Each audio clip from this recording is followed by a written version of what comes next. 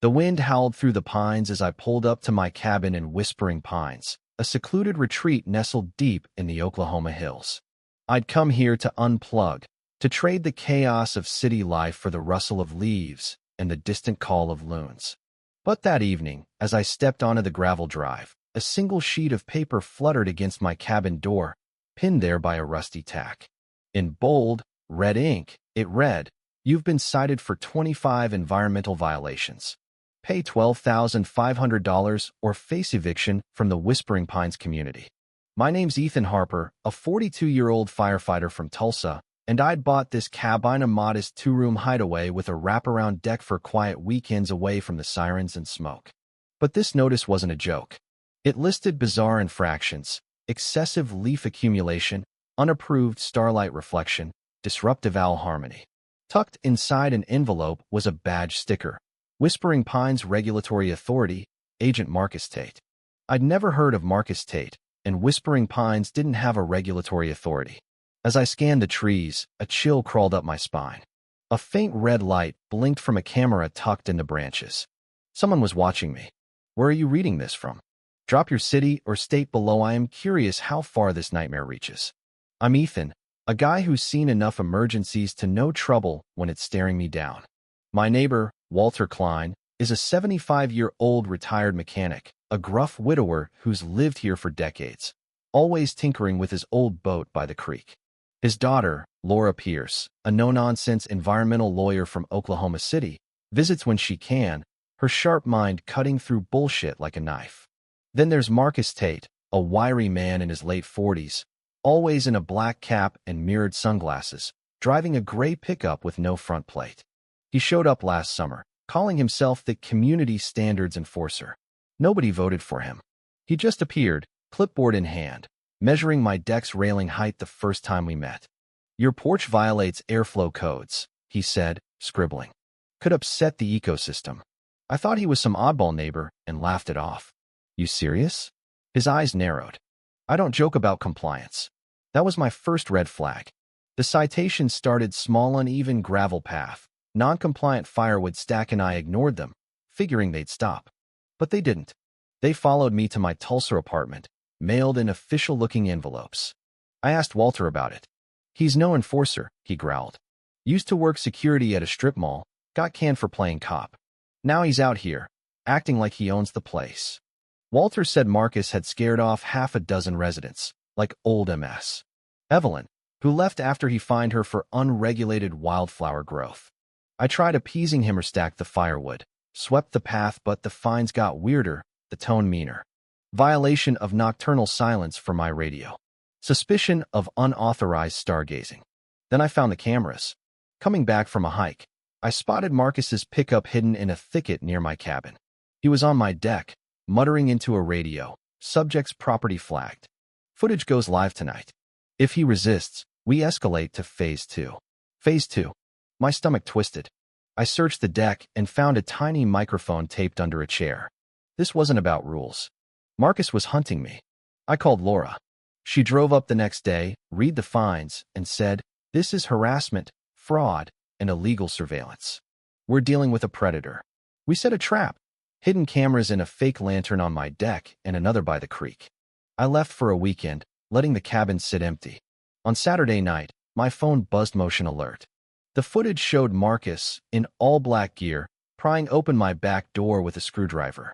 He slipped inside, placed a small box on my kitchen table, and stood there, staring into the darkness. "You should have paid up," he whispered, then left. I raced back, heart pounding, and opened the box. Inside was a single shotgun shell and a note: "Comply or vanish." But the real shock was in my Sheeta State Trooper's uniform with Ethan Harper stitched on it. I'm no cop. He was setting me up to take a fall. Laura arrived at dawn. "Don't touch it," she said. "This is evidence." As we planned our next move, Marcus's pickup rolled up. He stepped out, smirking.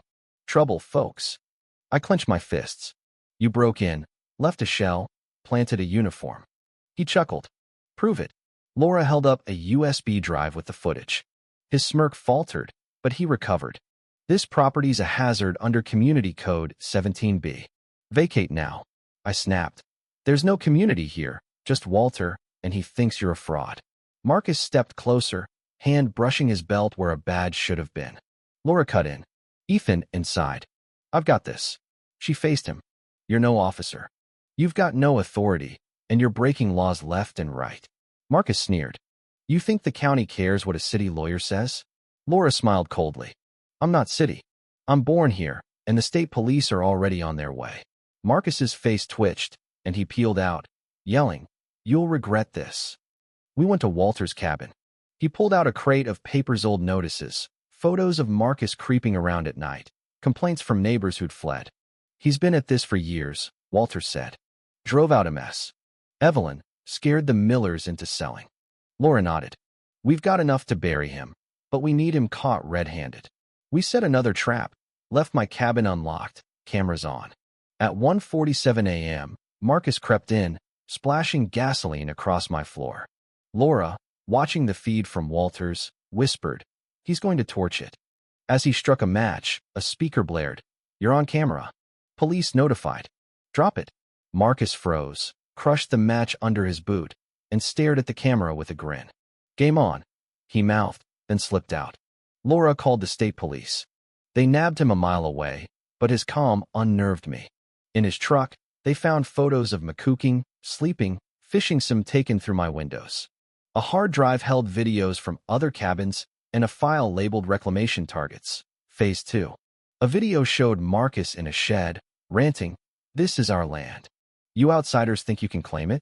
I'm the gatekeeper, and there are more of us. Laura slammed the laptop shut. This is bigger than him. The police confirmed Marcus was tied to the Pure Haven Network, a group infiltrating rural communities to seize land through intimidation. But no arrests followed.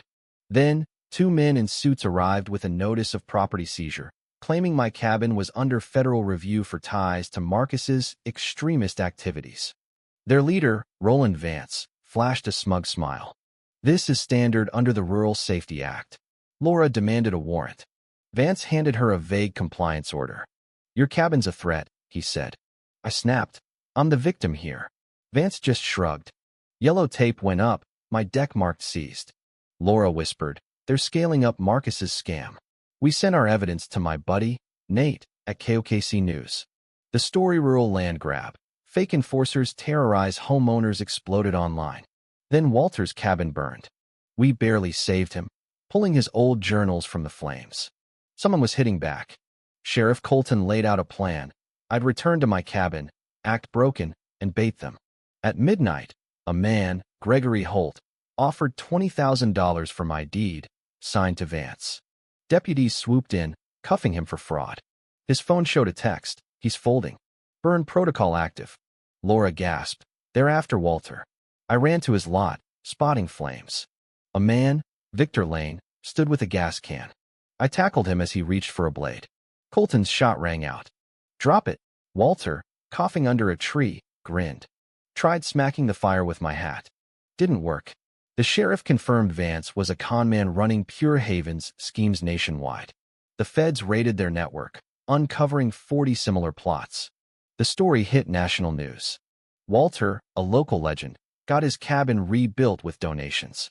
I moved into mine for good, fixing the deck, watching sunrises with Walter over coffee.